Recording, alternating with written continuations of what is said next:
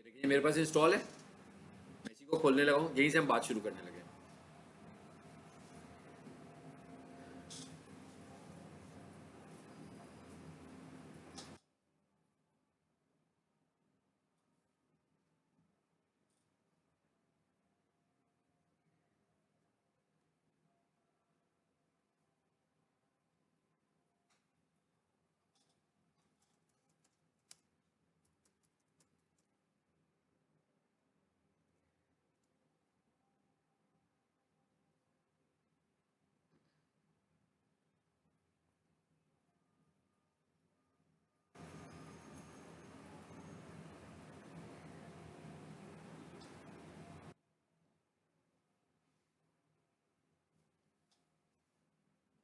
पता लग गया ना डाउन नोटपैड प्लस को कैसे लेकर आना है।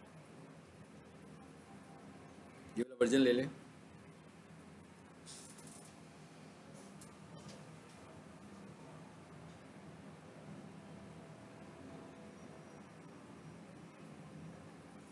ये प्रोसीजर बता रहा हूँ कि आपने कैसे इंस्टॉल करना है।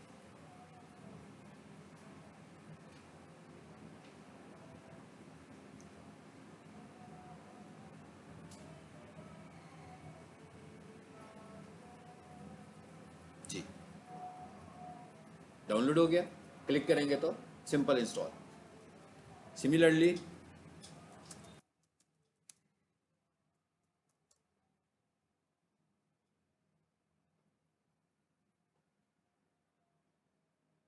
भी आ गया आपके पास, ये भी फ्री डाउनलोड है।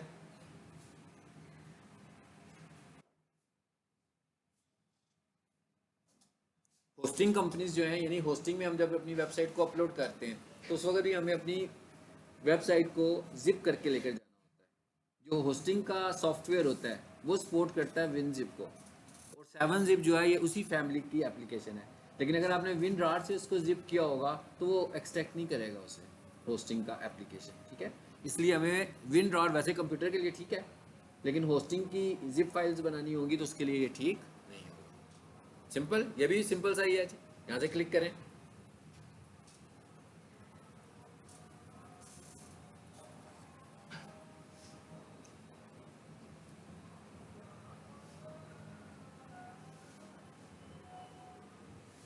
चलिए ये दूसरा एप्लीकेशन भी आ गया, ठीक है। इनको क्लिक करेंगे तो ये इंस्टॉल हो जाएंगे।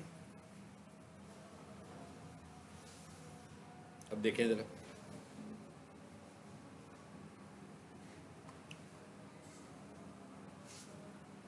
नोटपैड प्लस भी आ रहा है ऊपर।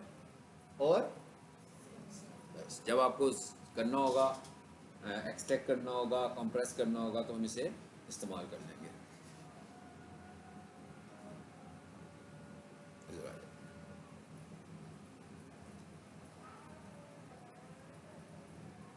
अजान जरा खत्म हो जाए।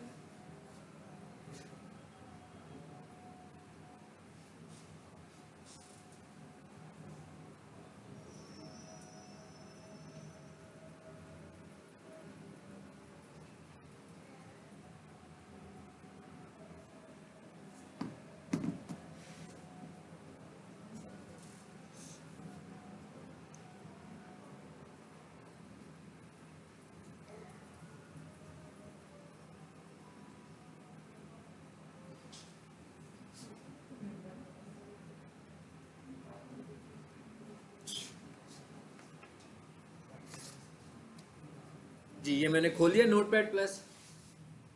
इससे पहले हम जरा अगर किसी वेबसाइट को देख लें,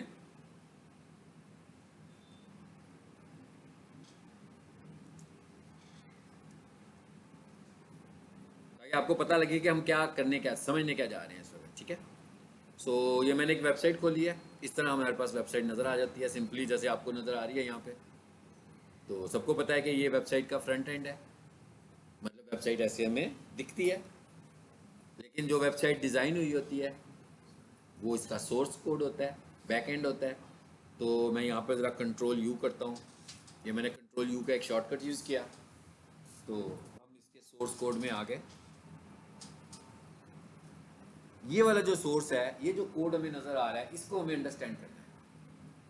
बट डोंट कंसीडर कि हमें इस सारे को ही अंडरस्टैंड करना है। भाई ये तो पूरी वेबसाइट डेवलप हुई हुई है ना, तो बड़ा लंबा चौड़ा कोड है, इसमें से हमें कुछ चीज़ें अंडरस्टैंड करनी है, और वो कौन सी चीज़ें हैं? वो चीज़ें वो वाली हैं जो एसईओ से ताल्लुक़ रखती हैं, और वो सारे टैग्स नहीं हैं, वो बहुत चंद टैग्स होंगे। यानी आप टैग्स ना समझो, आपको वो चंद कमांड्स हैं इसके अंदर जो हमें समझनी है सिर्फ। अभी जब मैं समझाऊंगा तो आपको पता लग जाएगा कमांड है, टैग है, कमांड नहीं है, ठीक है। सो ये कोड जो है ना, जब ये आपको समझ में आ जाएगा तो फिर आप जब एसईओ करेंगे तो एक्चुअली आपको इधर आकर ही चेंजेस करनी है। तो ये कोड समझना ज़रूरी है ना पहले। जब तक ये कोड समझ में नहीं आएगा तो चेंजेस कैसे करेंगे? अच्छा, अब ये फाइल बनानी नहीं है हमने।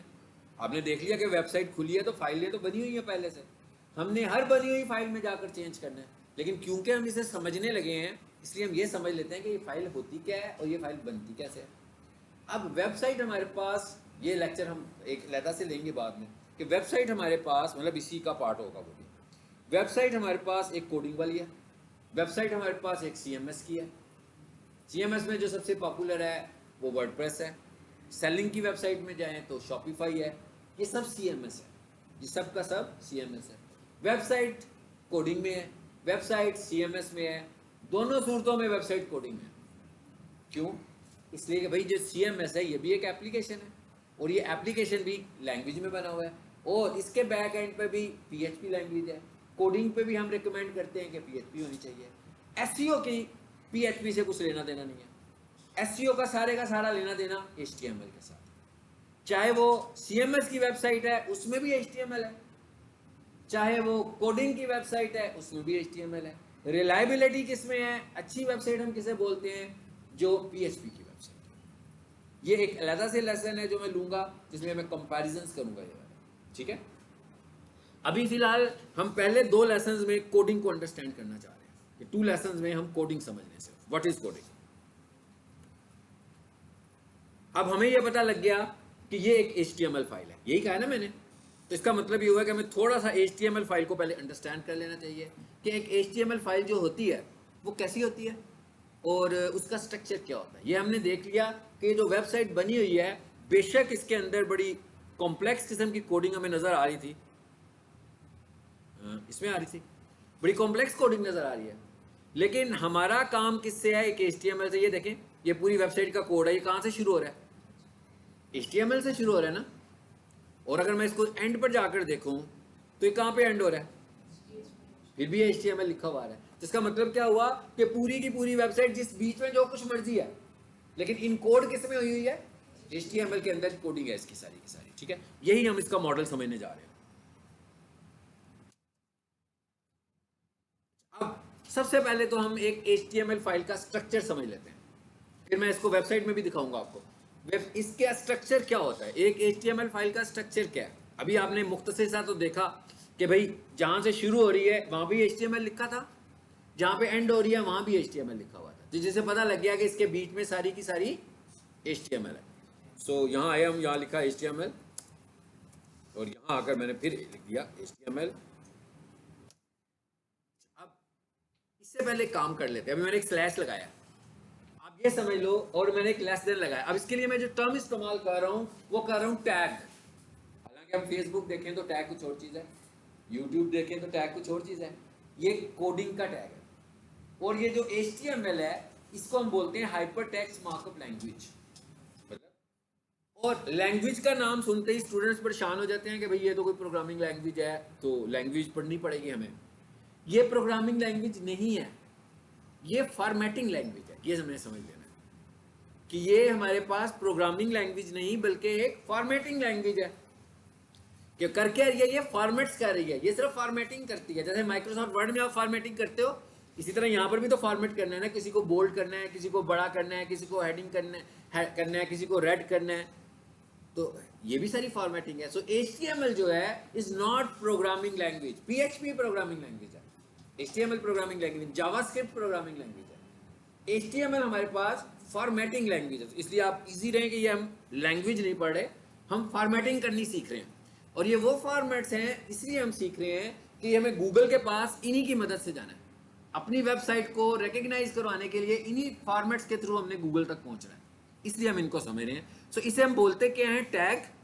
टैग का मतलब क्या है कि जिसको मैं लिखूं, मतलब मैंने वर्ड क्या लिखा है? HTML। लेकिन उसको लिखने से पहले मैंने एक लगाया लेस देन और एक लगा दिया ग्रेटर देन, तो मैंने बोल दिया ये टैग है। बीच में मैंने एक वर्ड लिख दिया। ये वाला वर्ड HTML भी हो सकता है, हेड भी हो सकता है, टाइटल भी हो सकता है, स्ट्रॉन्ग भी हो सकता है, बोल्ड भी हो सकता है, भाई बहुत सारे हैं। लेकिन ये कहलाएगा क्या? टैग और स्टार्टिंग टैग। यानी मैंने कहा मेरी जो वेबसाइट शुरू हो रही है वो कहाँ से शुरू हो रही है? इस टैग से, तो ये इसका स्टार्टिंग टैग है। मेरी वेबसाइट कहाँ पे खत्म हो रही है? इस पर, तो ये इसका एक एंडिंग टैग है। एंड लिखने का क्या तरीका है? ये तरीका है भाई, जिस टैग को भी एंड करना होगा उसी का नाम लिखेंगे और शुरू में स्लैश, बस। मतलब जिस टैग को भी एंड करना होगा उसका नाम लिखेंगे और शुरू में स्लैश लगा देंगे, बस एंड हो गया। मतलब जिसको भी एंड करना होगा उसका ये हमारे पास तरीका है।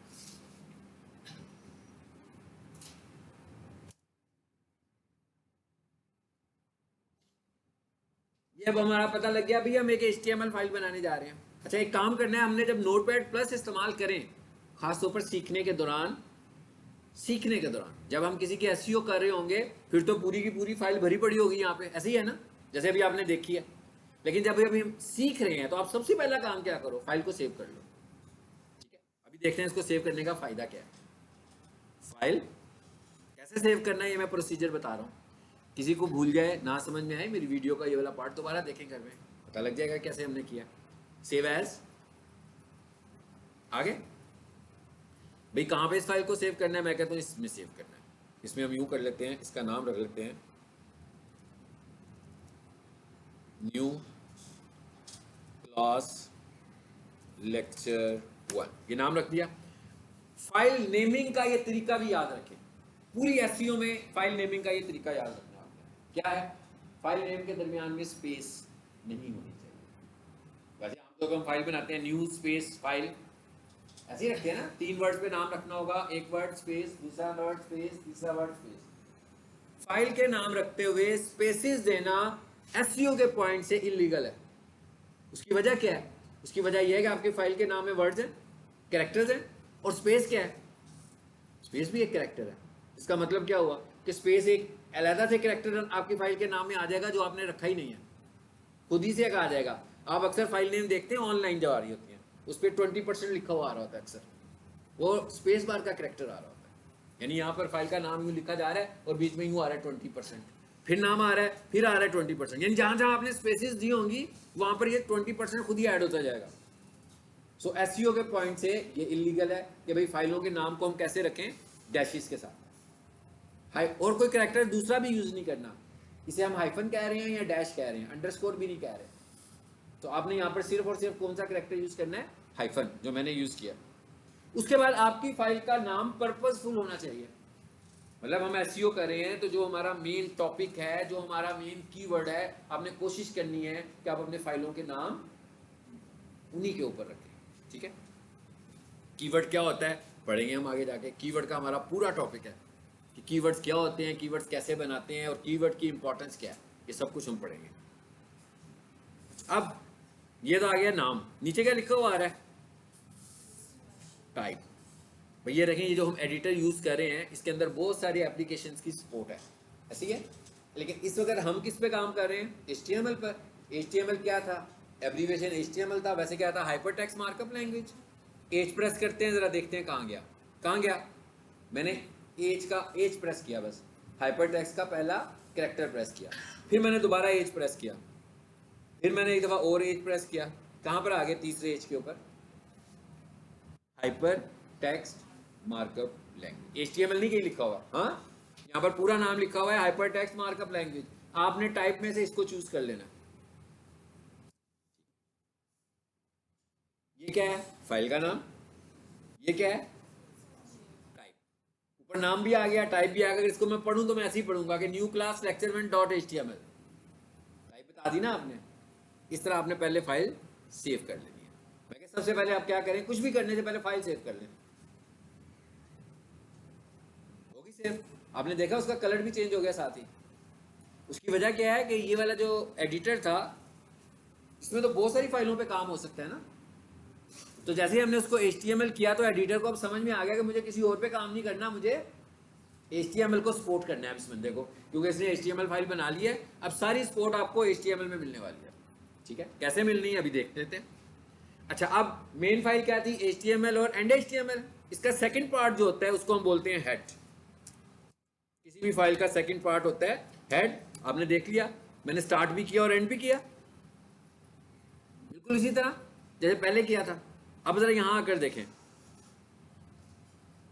इसे बंद कर दे विषय, इसे बिल्कुल वेबसाइट के हवाले से देखें क्योंकि हमने इस पे काम करना है ना। तो देखें क्या इसमें भी हेड है? जैसे मैंने उसमें आपको डिफाइन किया कि हेड है, तो जरा देखें इसका भी हेड पोर्शन है कि नहीं है। लाइन नंबर 5 है ना, ये देखें। कंट्रोल F करें जरा फाइंड और लिखें स्लैश हेड।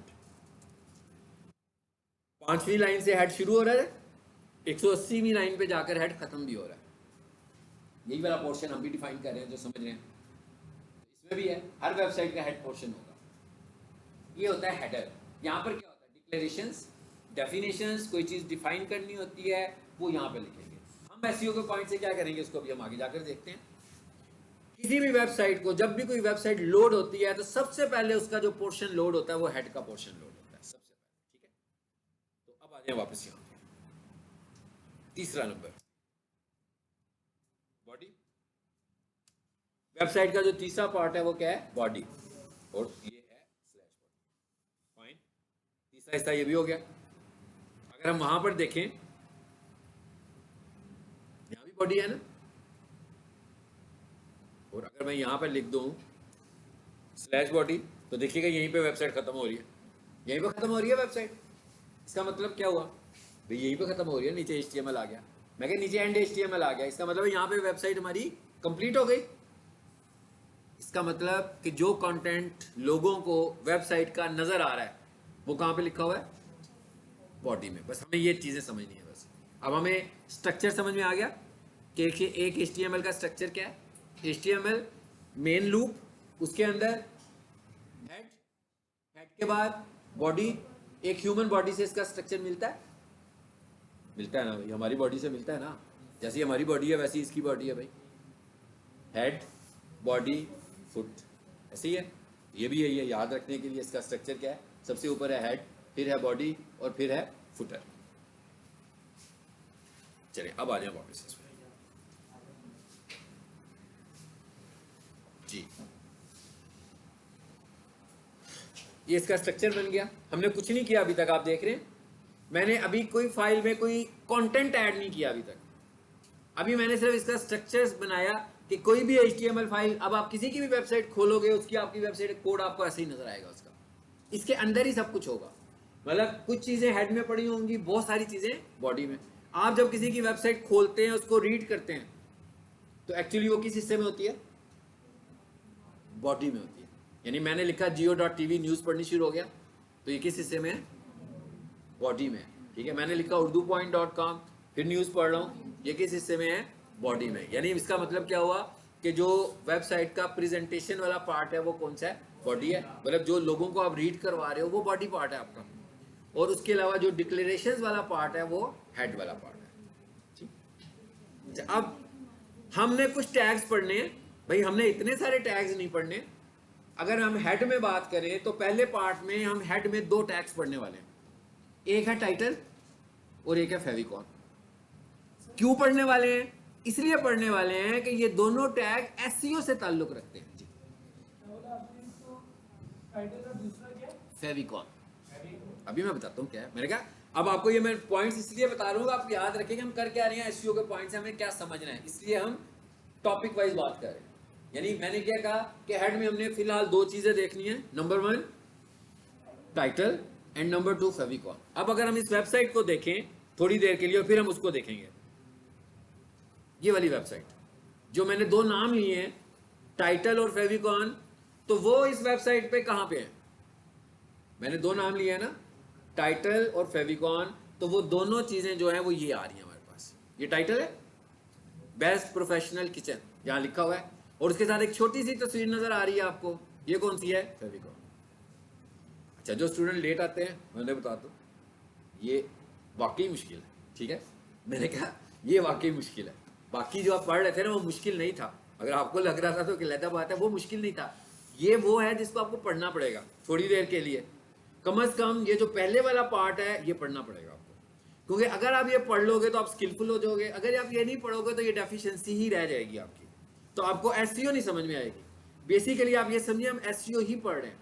एसईओ का जो मेन फैक्टर है वो टाइटल है, तो अगर हमें ये फैक्टर ही समझ में ना आया तो हम कैसे कर पाएंगे। इसलिए लेट ना आए स्टूडेंट, जो लेट आएंगे उन्हें समझ में नहीं आएगा, ठीक है। जो लेट आ रहे हैं तुम्हें नहीं कह रहा, तुम क्यों परेशान हो रहे हो जो लेट आ रहा है मैं उसको कह रहा हूँ, ठीक है। क्योंकि नुकसान होगा ना, मुझे तो कोई प्रॉब्लम नहीं, मैं ना भी कहूँ तो मेरा नुकसान होगा। आप लेट आते रहे भाई, मैं तो पढ़ाऊंगा और चला जाऊंगा। नुकसान ये होगा कि आपने इतनी देर इस पूरे 3 महीने के कोर्स में 1.25 महीना एक मॉड्यूल पढ़ना है एसईओ का, जिसमें आपने एसईओ सीखनी है, और एसईओ बिल्कुल एक पूरी की पूरी डोमेन है। यानी एसईओ ही एक इतनी बड़ी फील्ड है कि कोई बंदा पकड़ लेगा ना तो उसी के इतने वैसे प्रोजेक्ट्स मिल सकते हैं। बहुत बड़ा एक फील्ड है, मतलब एक कंपनी के अंदर एक डिजिटल मार्केटिंग में एसईओ वाला बंदा बिल्कुल अलग बैठा हुआ है, और सोशल मीडिया मार्केटिंग नहीं वो करता, वो सिर्फ एसईओ ही करता है। सोशल मीडिया मार्केटिंग वाले को नहीं पता व्हाट इज एसईओ, एसईओ वाले को नहीं पता what is social media marketing. हमारे कोर्स में सब कुछ शामिल है, लेकिन आपने कोई ना कोई डोमेन को तो मेन डोमेन अपनी रखना होगा ना, कि किस पे आप काम करना शुरू करेंगे फौरी तौर पर। तो ये एक बहुत बड़ी डोमेन है, इसके लिए आपको बहुत ज़्यादा रेगुलरिटी की भी ज़रूरत है, छुट्टी भी नहीं करनी, इन टाइम भी होना है। और हमारी आने वाले दिनों में ये क्लास जो है ना शायद 6:30 पे स्विच भी होने वाली है, ये भी आपको मैं बता रहा हूँ, इसलिए कोशिश करें कि इन टाइम हो हम सब। अच्छा जी, अब आ जाते हैं वापस। अब आपको पता लग गया ये यहाँ पे आ रहा है टाइटल, तो पहले हम टाइटल की बात करेंगे, बाद में फेविकॉन की बात करते हैं। टाइटल का टैग है क्या भाई? एसईओ का मेन टैग है। मैं इसे क्यों कह रहा हूँ एसईओ का मेन टैग, थोड़ी देर के लिए समझते हैं, क्योंकि आपको ये इसको समझना जरूरी है। पहले मैंने एक कीवर्ड लिखा, देखिएगा जरा, प्रोफेशनल किचन इक्विपमेंट। मतलब ये क्या है? ये कीवर्ड है, ये एक सर्च क्यूरी है कि कोई भी बंदा गूगल पर लिखता है कि भाई प्रोफेशनल किचन इक्विपमेंट, तो क्या होगा, वो वेबसाइट जो रैंक की होंगी ऊपर आ जाएंगी। एंटर करते हैं, जरा देखते हैं कौन सी वेबसाइट ऊपर आई है। एक वेबसाइट ऊपर आ गई, ये वही है जो मैंने अभी खोली हुई है। मैंने कीवर्ड लिखा, उसके अगेंस्ट ये वेबसाइट ऊपर आ गई। मुझे इसका नजर क्या आ रहा है, कौन सा पार्ट है जो हम देख रहे हैं? यूआरएल, उसके नीचे ये टाइटल है। मैं क्या, ये टाइटल है, तो इसका मतलब क्या हुआ, वेबसाइट तो अभी खुली भी नहीं है। गूगल ने जो उसको अपनी इंडेक्सिंग में निकाल कर लाया है हमारे लिए, वो किस पार्ट में से निकाल कर लाया है? टाइटल में से। इसलिए ये हमारे लिए इंपॉर्टेंट है कि भाई अगर हमने अपनी वेबसाइट को रैंक करवाना है तो हमें टाइटल की अंडरस्टैंडिंग होनी चाहिए ना। पहले हमें टाइटल के टैग की अंडरस्टैंडिंग होनी चाहिए, फिर हमें ये अंडरस्टैंडिंग होनी चाहिए कि यहाँ पर जो टेक्स्ट है वो कैसा टेक्स्ट है, दैट इज अ कीवर्ड। ये टॉपिक कीवर्ड में कवर होगा। अभी हम कोड के टॉपिक को समझ रहे हैं, ठीक है। और साथ में देखें ये क्या आ रहा है, तो दोनों चीजें आ गई ना। मैं कहा दोनों चीजें आ गई जो अभी हम देखने लगे हैं। इन्हीं दो चीजों को हमने ऐड में समझना पहले कह सकते हैं, लेकिन हम इसको टेक्निकल टर्म जो एसईओ में यूज करते हैं दैट इज फेविकॉन, ठीक है। फेविकॉन,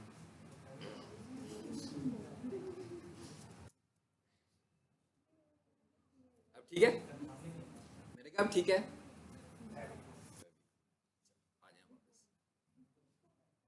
उसको ना फोकस करें, जो मैं नहीं पढ़ा रहा, जो मैं इस वक्त पढ़ा रहा हूँ उसको फोकस करें। मैं इस वक्त टाइटल की बात कर रहा हूँ, फेविकॉन की नहीं कर रहा हूँ, ठीक है। पहले हम टाइटल को समझ लेते हैं ना। किस पार्ट में लिखना है हमने इसको? हेड में। तो इसका मतलब क्या हुआ, इसको हेड और एंड हेड में आना है, हेड और एंड हेड में आना है। तो यहां आया और यहां आकर मैंने लिखा टाइटल, और यहां आकर मैंने लिखा। अब ये इस एप्लीकेशन का ये भी फायदा है, ये आपको सजेस्ट कर रहा है सारे टैग्स, ठीक है। चलो, और उसके बाद मैं इधर आ गया, और जो भी हमने कीवर्ड बनाना है इस फेज के बाद, जब आप वेबसाइट अपनी बनाओगे तो उस वक्त हमारी एसईओ शुरू होगी। और एसईओ का जो पहला टॉपिक होगा वो होगा कीवर्ड रिसर्च। कीवर्ड रिसर्च का क्या मतलब है कि भाई एक बंदे की वेबसाइट है, किसी एक बिजनेस की वेबसाइट है, हमने उसको रैंक करवाना है, तो लोग उसे सर्च करते हैं। लोग उन्हें किन नामों से सर्च करते हैं, वो रिसर्च हमने करनी है। और फिर हमने गूगल से पूछना है कि भाई अब आप हमें बताओ कि हमारा कीवर्ड क्या होना चाहिए। ये this process is called keyword research, ठीक है। अभी हम सपोज कर रहे हैं कि हमारे पास कीवर्ड रिसर्च हो चुका है, तो मैंने कहा भाई मेरा कीवर्ड है best computer college in Lahore, ठीक है। ये मैंने कीवर्ड ऐड कर लिया। टाइटल की लेंथ कितनी होनी चाहिए इन कैरेक्टर्स? टाइटल की लेंथ इन कैरेक्टर्स 60 होनी चाहिए। मैंने जो टाइटल लिखा इसकी लेंथ कितनी होनी चाहिए? 60 होनी चाहिए। ये एसईओ के पॉइंट से हम बात कर रहे हैं। अब जरा हाँ, कम तो हो ही सकती है, लेकिन भाई अगर हम कम करेंगे तो कीवर्ड कैसे रैंक करवाएंगे? हमें तो उतनी मैक्सिमम लेंथ चाहिए जितनी हमें वो ज़्यादा से ज़्यादा दे मगर रिकमेंडेड हो। इसकी ज़रा एग्जांपल यहाँ देखिए आकर, इसका कीवर्ड पूरा नज़र आ रहा है आपको? आ रहा है ना? नीचे आते जाते ज़रा देखते हैं किसी का कीवर्ड पूरा नहीं नज़र आ रहा ना, डॉट डॉट आ गया आगे। इसका क्या मतलब हुआ? जिसने ओवर रूल किया हुआ है, इसने वो स्टैंडर्ड फॉलो भी नहीं किया, इसका मतलब क्या हुआ? एसईओ का फैक्टर भी एक मिनिमाइज हो गया। और ये डॉट डॉट शो कर रहा है कि ये लिमिट में नहीं है, लिमिट को एक्सीड कर गया। जो चीज मुझे नजर नहीं आ रही वो क्राउलर भी रीड नहीं करेगा, जो चीज विजिटर को नजर नहीं आ रही वो गूगल का क्राउलर भी रीड नहीं करेगा। गूगल का क्राउलर मतलब जो वेबसाइट को इंडेक्स कर रहा है गूगल का एप्लीकेशन, वो भी इसको रीड नहीं करने वाला। ठीक है, लग गया? सेव तो कर चुके थे, एक दो बार फिर सेव कर लें। फाइल का नाम हमने रखा था न्यू क्लास लेक्चर 1। जरा इसको चलाकर देखते हैं कि इसमें क्या हुआ है। ये फाइल है, इसे जरा डबल क्लिक करके खोलिए। यहां पर तो कुछ भी नहीं आया, आना चाहिए था। क्या यहां पे कुछ आना चाहिए था? ये कौन सा पार्ट है वाला? बॉडी। मैं कहा ये कौन सा पार्ट है? मैंने कहा था ना कि आपकी वेबसाइट को जो लोग रीड करते हैं वो कहां से करते हैं? बॉडी। तो वेबसाइट यहां से नजर आनी शुरू होती है, सारी नजर आती है ना। तो यहां तो हमने कुछ किया ही नहीं अभी तक, इसलिए ये खाली है। हमने कहां पे किया है? जो हमने किया वो आ गया।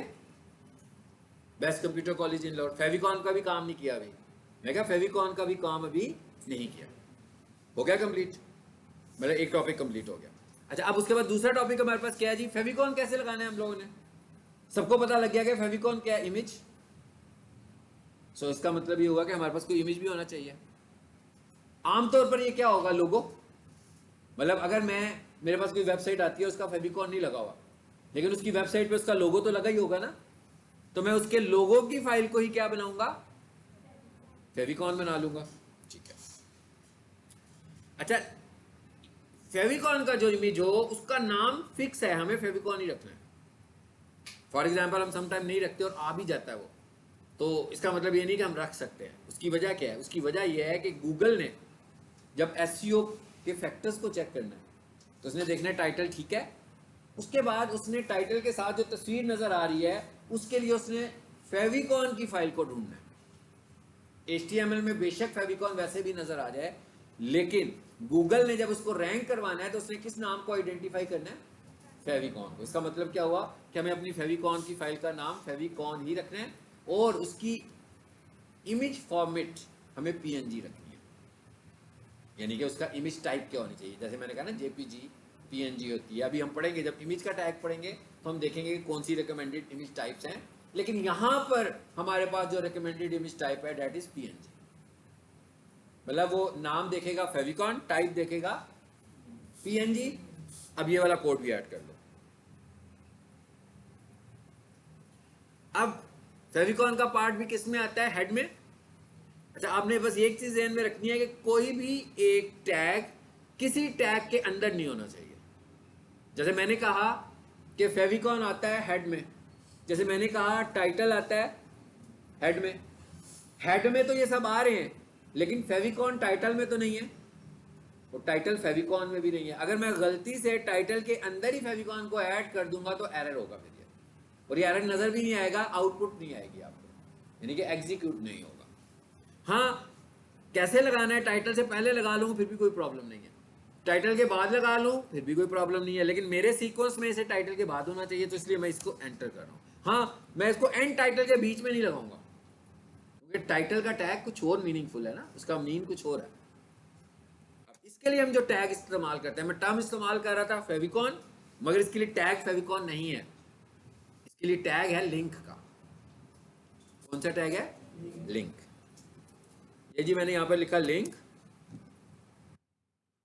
नाम से ही पता लग रहा है कि भाई कोई लिंक लगा रहे हैं। उसके बाद इसके अंदर एक ऑप्शन लिख रहा हूं। अच्छा, अब ये जो टैग्स हैं इनके अंदर हम बहुत सारी ऑप्शंस देंगे। हाँ, इन ऑप्शंस को टेक्निकली हम कॉल करते हैं एट्रीब्यूट्स। ठीक है, इसका जो नाम है वो क्या है? मैंने अभी समझाने के लिए वर्ड इस्तेमाल किया ऑप्शन, लेकिन किसी भी टैग के अंदर अगर हम एक से ज्यादा बातें कर रहे होंगे तो हम उन्हें क्या बोलेंगे? एट्रीब्यूट कहेंगे उसको। लेकिन आपके मुताबिक ये क्या है, एक ऑप्शन है कि भाई ये टैग है, इसकी ये ऑप्शन है, लेकिन हम उसे टेक्निकली क्या कॉल करते हैं, एट्रीब्यूट। तो हम कह रहे हैं भाई लिंक का पहला एट्रीब्यूट है रिलेशन, REL का मतलब है relation, equals to, double quotation लगाई हमने और यहां लिखा शॉर्टकट, स्पेस दिया और फिर लिखा आइकॉन। ये इसलिए लिखा कि भाई यहां पर एक इमेज लगाना है मुझे, मगर कैसे लगाना है, एक शॉर्टकट। आपने देखा था कितना छोटा सा इमेज था, इमेज तो इतना छोटा नहीं मैं लूंगा, इमेज बहुत बड़ा होगा, लेकिन जब मैं उसको इस टैग से यूज करूंगा तो वो उसको छोटा कर देगा, यानी उसको आइकॉन बना देगा। तो इसका एट्रीब्यूट पहला आ गया आइकॉन। दूसरा एट्रीब्यूट हमने यूज करना है href। href stands for hyper reference, href stands for hyper reference. फिर मैंने इक्वल टू लगाया, फिर मैंने डबल कोट्स लगाए। अब यहां पर हाइपर रेफरेंस में वो आपसे क्या पूछ रहा है, फाइल नेम। हाइपर रेफरेंस में वो आपसे क्या पूछ रहा है, भाई फाइल का नाम क्या होना चाहिए। यहां पर आपने उसको सिर्फ फाइल का नाम बताना है। क्या नाम था भाई, मैंने क्या कहा था, इमेज कैसा होना चाहिए, नाम उसका होना चाहिए फेविकॉन, एक्सटेंशन उसकी होनी चाहिए, यानी कि टाइप उसकी होनी चाहिए PNG। अब ये तो मैंने लिख दिया favicon.png। अब हमें एक चीज और समझनी है, वो क्या, कि भाई ये फाइल भी तो मौजूद होनी चाहिए ना कहीं। तो फॉर एग्जांपल अभी तो आपके पास थी भी नहीं, लेकिन कंपनी की वेबसाइट में उनका लोगो तो पड़ा हुआ था ना, तो मैंने क्या किया, उसकी एक कॉपी की और उसका नाम क्या रख दिया। मिसाल के तौर पर उनका जो लोगो है वो PNG ही है, सो मैंने उनकी उसकी कॉपी की लोगो की, मे भी उसका नाम लिखा होगा कंपनी के नाम के साथ आगे लगा हो लोगो, तो मैंने एक कॉपी की और उसका नाम क्या रख दिया, फेविकॉन। ठीक है, तो ये इमेज मुझे खुद बनाना पड़ेगा, या नेट से आप डाउनलोड कर लीजिएगा कोई सा भी इमेज प्रैक्टिस करने के लिए, या आपके कंप्यूटर पर या लैपटॉप पर अगर कोई तस्वीर पड़ी हो तो आप उसको कॉपी करके उसको फेविकॉन कर दें। ठीक है, हो गया टैग क्लोज। इसका मतलब क्या हुआ, ये वाला काम भी कंप्लीट हो गया हमारा।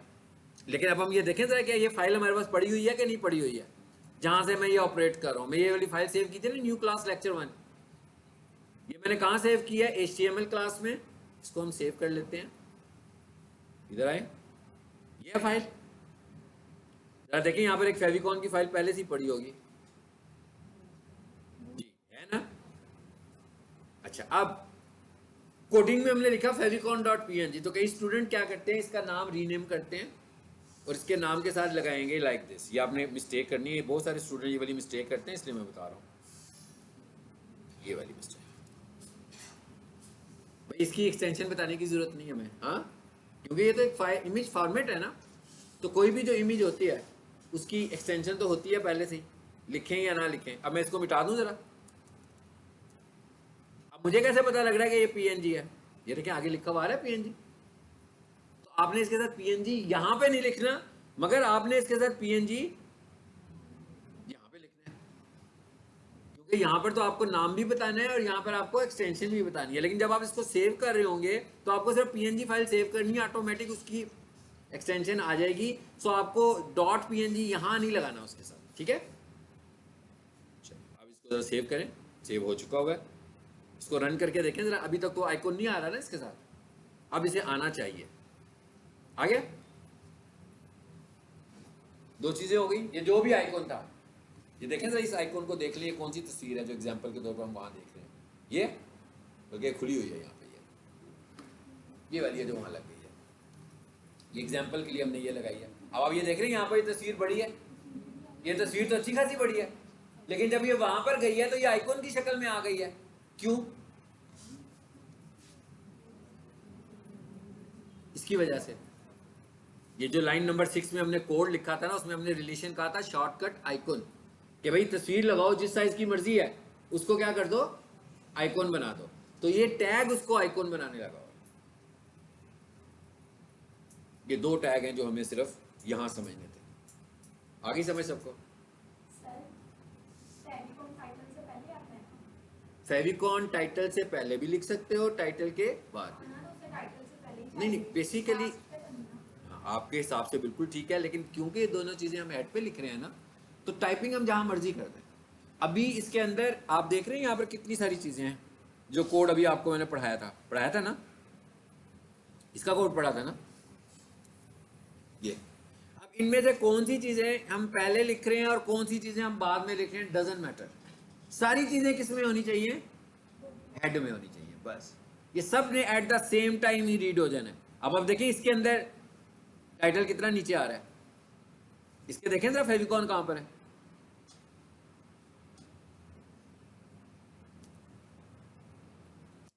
आया नजर के नहीं आया कहीं, लाइन नंबर 44 में है। तो इसका मतलब ये नहीं कि वो रीड बाद में हो रहा है, ऐसा तो नहीं कि पहले टाइटल लिखा जाता होगा और बाद में वो आता होगा, वो इन सब चीजों को इकट्ठा ही रीड करने लगा हुआ है। ये आपकी चॉइस है, आप किसको कहां पे लगा रहे हो। टाइटल से पहले भी लगा सकते हैं। बिल्कुल, टाइटल से पहले भी लगा सकते हैं, टाइटल के बाद भी लगा सकते हैं, मगर टाइटल के अंदर नहीं लगाना। बस मैंने कहा था कि एक टैग के अंदर दूसरा टैग नहीं होना चाहिए, इसलिए हम क्लोज कर रहे हैं। बेसिकली हम क्लोज क्यों करते हैं, हम कहते हैं ये स्टार्ट हुआ, ये एंड हुआ और ये कंप्लीट। अब इसका नीचे वाले टैग, नीचे वाले के साथ कोई भी रिलेशनशिप नहीं है। अच्छा, अब आ जाते हैं जी आगे। यहां तक सबको समझ में आ गया, टाइटल लिखना सीख लिया, फेविकॉन लिखना सीख लिया। अब हम आ जाते हैं पेज की बॉडी में। जैसे हमने सिलेक्ट किया, ऑटो सिलेक्ट हो गई वो पिक्चर, हम इसके अलावा कोई और करना चाहते हैं उसका। ऑटो सेलेक्ट नहीं, ये वो मैंने फाइल रखी हुई थी तो हो गई ना। आप अगर कोई और रखना चाहते हैं उसको इसी फोल्डर में ले आए। एक से ज्यादा फाइल्स हो हमारे पास, तो क्या है? नहीं नहीं, एक से ज्यादा का क्या मतलब, जैसे आपने एक फाइल सेव की हुई होती है, एक से ज्यादा नहीं होगी ना। जैसे मेरे पास पीक सोल्यूशन वालों की वेबसाइट आई है और फॉर एग्जांपल उन्होंने फेविकॉन लगाया ही नहीं हुआ, मैंने जब उनकी वेबसाइट खोली तो उसमें मुझे उनका लोगो मिला, मैं नहीं मिला, नहीं मिल गया। उसको मैंने राइट क्लिक करके सेव किया, पीएनजी के तौर पे सेव हो गई। मैंने उसका क्या नाम रखा, favicon.png, बस यूज हो गई ना। मतलब अगर किसी का नहीं है, बेसिकली तो मैं जिसके भी फेविकॉन लगाऊंगा किसी का भी नहीं होगा, लेकिन उनका कंपनी लोगो तो होगा ना वेबसाइट में, तो मैंने उसी कंपनी लोगो को ही तो फेविकॉन बनाना है, तो मैं उधर से ही सेव कर लूंगा। अगर आपने प्रैक्टिस की बात कर रहे हैं तो आप इंटरनेट पर जाइएगा, जिसकी प्रैक्टिस करना चाह रहे हो इंटरनेट से तो सीट डाउनलोड कर लें पीएनजी वाली, ठीक है। अच्छा, अब जरा आगे आए, कौन से पार्ट में, बॉडी में। इसका मतलब क्या हुआ, ये कौन सा पार्ट है, ये वो पार्ट है कि जो वेबसाइट में नजर आता है, यानी विजिटर्स इसको देखते हैं। आपने देखा ना कि विजिटर्स ने हेड पोर्शन नहीं देखना आकर, विजिटर ने टाइटल नजर तो उसे आ जाएगा लेकिन वो उसका कोड नहीं देख रहा। विजिटर को फेविकॉन भी नजर आ रहा है, वो उसका कोड नहीं देख रहा, लेकिन विजिटर को पूरी वेबसाइट डिस्प्ले हो रही है पेज के ऊपर। तो अब हम उस हिस्से पे आ गए और उस हिस्से में हमें सबसे पहले जिस टैग को देखना है that is heading style.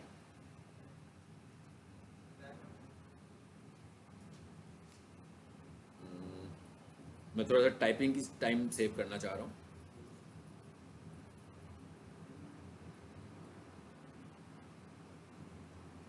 Heading styles भाई कौन जानता है इनको, आप में से कोई जानता है इन्हें।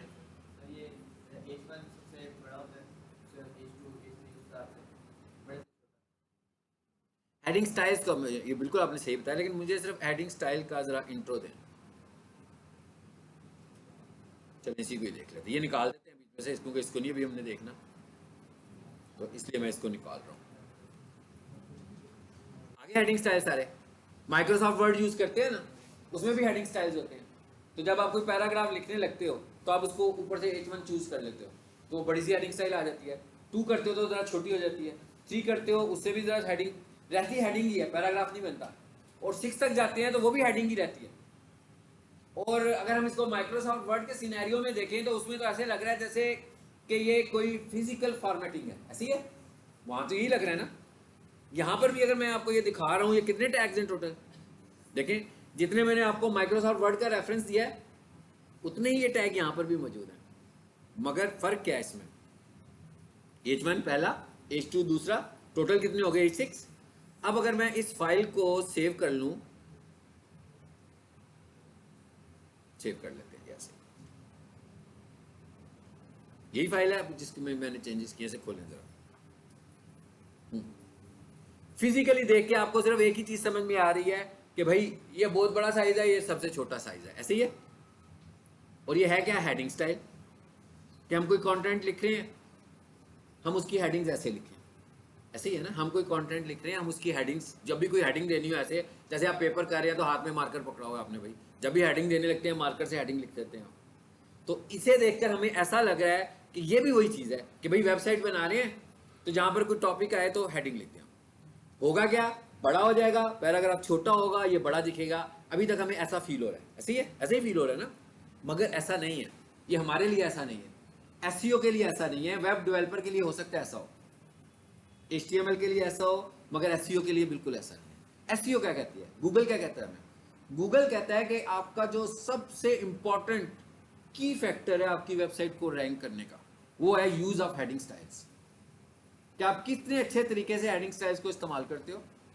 And heading style is not formatting, मतलब गूगल के मुताबिक ये फॉर्मेटिंग ही नहीं है, तो फिर ये क्या है? गूगल के मुताबिक ये स्ट्रक्चर है। गूगल कहता है ये एक स्ट्रक्चर है डिफाइन करने का कि कहां पर आपका मेन टॉपिक है और कहां पर आपका सब टॉपिक है। बस कहता है इससे मैंने पहचानना है कि ये आपका मेन टॉपिक है, और जब आपका मेन टॉपिक है तो उसे क्या होना चाहिए, कीवर्ड होना चाहिए ना। तो एक्चुअली ये चीज अब जहन में रखेंगे, जब हम कोडिंग पढ़ रहे हैं एक्चुअली हम कर क्या रहे हैं, कर हम ये रहे हैं कि भाई ये वो जगह है जहां गूगल आइडेंटिफाई करता है कीवर्ड्स को, तो हम उन्हीं जगहों को पढ़ने लगे हुए हैं। मतलब अभी तक हमने जो पढ़ा, गूगल आइडेंटिफाई कर रहा है टाइटल से कीवर्ड को। इसका मतलब क्या हुआ कि आपने टाइटल में जो कुछ भी लिखा वो आपका कीवर्ड है या नहीं है। जब आपकी वेबसाइट ने लाइव होना है, गूगल ने उसे क्राउल करना है, इंडेक्स करना है, तो गूगल के मुताबिक क्या वो कीवर्ड है। मिसाल के तौर पर उसमें आपने लिख दिया होम, वो उसको ही कीवर्ड समझेगा। उसमें आपने लिख दिया welcome to our site, Google उसी को उसमें आपने हाई लिख दिया तो गूगल कह रहे हैं भाई यही कीवर्ड है आपका, उसके मुताबिक यही कीवर्ड है। इसका मतलब ये हुआ कि उस जगह पर क्या होना चाहिए हमारा कीवर्ड। दूसरी चीज क्या है, हेडिंग स्टाइल। अब हेडिंग स्टाइल क्या है? हेडिंग स्टाइल एक स्ट्रक्चर है। जैसे हम बचपन में बुक्स पढ़ते हैं, भाई एक बच्चा स्कूल में जाता है, पहली दफा जब उसके सामने किताब रख देते हैं जिसमें चैप्टर 1 होता है, चैप्टर 2 होता है और चैप्टर 3 होता है, किताब खोल के उसे पढ़ाना शुरू कर दिया आपने। किताब खुली, चैप्टर नंबर 1 पर आया, उस पर लिखा हुआ है पहला टॉपिक शुरू हो गया। ऐसे ही है, आमतौर पर पहला टॉपिक शुरू होता है तो क्या लिखा होता है, 1 डॉट और उसके आगे टॉपिक, ऐसे ही होता है ना। फिर उसके नीचे 1-2 लाइनों का एक छोटा सा पैराग्राफ। फिर आगे जाते हैं हम तो आगे क्या आता है, 1.1 लिखा होता है ना। फिर एक और हेडिंग लिखी होती है, आगे उसको डिफाइन कर देते हैं, अब हमें पॉइंट को समझना है। फिर उसके बाद हम नीचे आते हैं तो लिखा होता है 1.2, फिर एक और हेडिंग होती है और उसको भी डिफाइन कर दिया जाता है। अच्छा, फिर उसके नीचे आया मैं और उसके नीचे लिखा हुआ है अब 1.2.1। अब ये वाली जो चीजें हैं ये आज तक कभी किसी स्कूल में किसी बच्चे को समझाई गई हैं? मतलब पढ़ाने से पहले बताया होगा भाई इस तरह लिखा हुआ है, इसका ये मतलब तुमने समझना है। नॉर्मली समझ आ जाता है ना सबको ये क्या है। आप सबको पता लग गया होगा ना कि जब मैंने कहा ना 1.2.1 तो इसका मतलब क्या है। इसका मतलब ये है कि ये 2 का पार्ट है, और जब हमने कहा 1.1 तो पता लग गया ये 1 का पार्ट है। जब हमने कहा 1.2 तो पता लग गया ये भी 1 का पार्ट है। तो ये वाली चीज कभी भी बच्चों को सिखाते नहीं है कि भाई किताब तुमने पढ़नी है तो इस तरह पढ़नी है, खुद ही आ जाती है ना ये सब कुछ। गूगल भी यही कह रहा है। गूगल कह रहा है कि आपकी वेबसाइट इतनी रीडेबल होनी चाहिए कि मुझे पता लग जाए कि भाई कहां से आपका मेन टॉपिक है और कहां पर आपका सब टॉपिक है। तो हेडिंग स्टाइल 1 गूगल क्या समझेगा, मेन टॉपिक। फिर उसके बाद आपने कुछ लिखा, अब 1.1 नहीं होता, ये तो मैंने एग्जांपल दी ना। अब आपने यूज किया, उसके बाद जाकर एक आपने मिसाल के तौर पर ऊपर लिखा हमने शॉर्ट कंप्यूटर कोर्सेज, ठीक है, उसको हमने कर दिया H1, पता लग गया जी क्या हुआ ये मेन टॉपिक। उसके बाद नीचे आए, नीचे मैंने 4 कोर्सेज लिखने हैं। एक कोर्स लिखना है मैंने वेब डेवलपमेंट, एक कोर्स लिखना है मैंने डिजिटल मार्केटिंग, एक कोर्स लिखना है मैंने फाउंडेशन, एक मैंने लिखना है ग्राफिक्स। अब ये 4 टॉपिक्स को मैंने डिफाइन कर दिया फॉर एग्जांपल H4 के साथ, तो ये सारे के सारे H4 क्या कंसीडर होंगे, सब टॉपिक्स। तो गूगल को ये पता लग जाएगा। ये पर्पज है, it is the purpose of heading styles. ये वो वाला पर्पज है जो हिडन पर्पज है, यानी एसईओ के पॉइंट थे। अब एक वेबसाइट है, अब हम थोड़ी देर के लिए सोचते हैं, एक वेबसाइट है उसके अंदर H1 से लेकर A6 की वेबसाइट हेडिंग स्टाइल यूज ही नहीं हो रहे, तो आपका क्या ख्याल है, गूगल उसे रैंक करेगा? भाई गूगल का पहला आइडेंटिफायर क्या था, हेडिंग स्टाइल्स। वो हेडिंग्स को तो फाइंड करने लगा हुआ था। तो जब मैं उसकी वेबसाइट का ऑडिट करूंगा तो गूगल मुझे कहेगा कि भाई इस पूरी वेबसाइट में तो कहीं पर भी एक हेडिंग स्टाइल ही नहीं यूज किया हुआ आपने, तो मैं कैसे इसको रैंक कर दूं। तो अब मैं जब एसईओ शुरू करूंगा तो मैं ये देखूंगा कि कहां पर जाकर मुझे हेडिंग्स का स्ट्रक्चर यूज करना है, यानी सिर्फ एक हेडिंग यूज नहीं करनी, use of heading styles structure की शक्ल में। अब इसको हम उल्टा कर देते हैं, एक बंदा क्या करता है, मेन उसकी जो हेडिंग है उसको कर देता है H4 और जो सब हेडिंग है उसको कर देता है H2। आपको लग रहा है कि ये लॉजिकल है? ये भी अगेंस्ट चला गया। इसका मतलब ये दोनों सूरतों में यूज नहीं किया तो गूगल ने कहना है आपका स्ट्रक्चर ठीक नहीं है, गलत यूज किया फिर भी गूगल ने कहना है आपका स्ट्रक्चर ठीक नहीं है। तो इसका मतलब क्या हुआ कि ये वो चीजें हैं जिनको हमें देखना है कि हेडिंग स्टाइल है, ऐसे नहीं यूज करना। ये तो हमने समझ लिया ना, सिर्फ हमने स्ट्रक्चरल फॉर्म में यूज करना है। हमें यह भी पता लग गया कि पहले कौन सी हेडिंग आएगी, 1, और बाकी के नंबर उसके नीचे होने चाहिए, जिस सीक्वेंस में है उसी सीक्वेंस में यूज करना है। हेडिंग ये ऐसा नहीं है कि ये हेडिंग मैं इसलिए इस्तेमाल कर रहा हूं कि ये बहुत बड़ी दिख रही है, ये इसलिए इस्तेमाल कर रहा हूं कि ये मेरा मेन टॉपिक है, तो ये मैंने यूज करना है। इसे मैंने क्यों यूज, अब वो गूगल क्या कहता है भाई 1 या 2 H1 यूज कर लो, जिससे पता लग जाएगा कि आपके ये मेन टॉपिक्स हैं। उसके बाद अगर आपके कुछ और सब टॉपिक्स हो जो कि मेन टाइप के ही हो तो फिर आप किस पे आ जाओ, इस पे आ जाओ।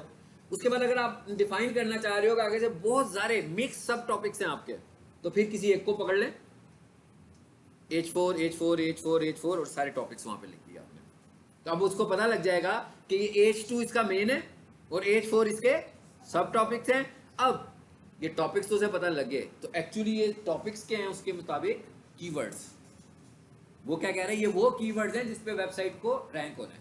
अब थोड़ी देर के लिए सोचते हैं कि किसी बंदे ने H2 में लिखा हुआ है क्लिक हियर, H2 में आ रहा है कॉन्टैक्ट अस, H2 में आ रहा है मोबाइल नंबर, H2 में आ रहा है अबाउट अस, तो गूगल क्या समझेगा इन सबको, कीवर्ड्स। लेकिन क्या ये कीवर्ड्स है? नहीं है। आपने क्या किया हुआ, सिर्फ मोबाइल नंबर को नुमाया करने के लिए कि भाई ये जरा थिक हो जाएगा, थोड़ा सा बड़ा दिखेगा, तो इसको हम हेडिंग स्टाइल यूज कर लेते हैं। नो, हमने हेडिंग स्टाइल जाया किया यहाँ पे। उसकी वजह यह है कि फिर जब मैं एसईओ को ऑडिट करूंगा तो वो इररेलेवेंट चीजों को उसके कीवर्ड्स शो करेगा, तो वेबसाइट तो रैंक होनी नहीं। ये वो काम है जो हमें करने हैं एज ए एसईओ एक्सपर्ट। और ये जितनी चीजें हम अभी पढ़ रहे हैं इन सबको हम कह रहे हैं कि ये ऑन साइट एसईओ है, और ये हमें समझने की इसीलिए जरूरत पड़ रही है कि ये चेंजेस करने के लिए हमें वेबसाइट में आना है। भाई अगर आपको ये कोड पता ही नहीं, इसको आइडेंटिफाई नहीं कर सकते, तो कैसे आप करेंगे आकर? आपको सारी थ्योरी का पता है मगर आप प्रैक्टिकल इसको इम्प्लीमेंट नहीं कर सकते, तो इसका मतलब है आप इसे यूज नहीं कर सकते। हमने मेरा ख्याल है कितने टैग्स पढ़े हैं, 3 मेन टैग। मेरे वैसे तो ज़्यादा पढ़े हैं, लेकिन जो एसईओ के पॉइंट से पढ़ा हमने टाइटल, एसईओ के पॉइंट से पढ़ा हमने लिंक, 2 हो गए, और एसईओ के पॉइंट से बना हमने हेडिंग स्टाइल्स। यानी कि इसको हम कॉल करेंगे ना, तो इसको हम इस तरह कॉल करेंगे। बस हम क्लास को यहीं पे ख़त्म करते हैं। ये टॉपिक ज़रा मुश्किल टॉपिक है, हाँ, आसान नहीं है। इसको न्यू कहते हैं, क्या कहते हैं इसको? H और N मतलब हेडिंग नंबर्स, N का मतलब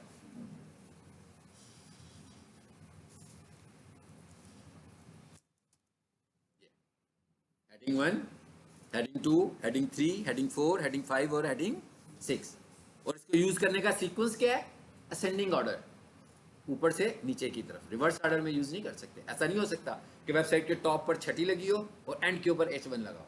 इसका मतलब है कि स्ट्रक्चर अगेंस्ट हो गया, आप उसके अगेंस्ट चले गए तो गूगल आपको रैंक नहीं करेगा। ठीक है, अब हमारे पास कुछ टैग्स हो रहा है कि जैसे एक वेबसाइट को अगर हम देखें, अगर हम इस वेबसाइट को फाइनली देखें तो इसमें क्या है जी? टेक्स्ट है, तस्वीरें हैं। इसका मतलब क्या हुआ? टेक्स्ट और तस्वीरें ही नजर आ रही है ना मोस्टली हमें। तो इमेजेस को हमें अंडरस्टैंड करना है कि इमेजेस को कैसे आइडेंटिफाई करना है और इमेज की एसईओ क्या होगी।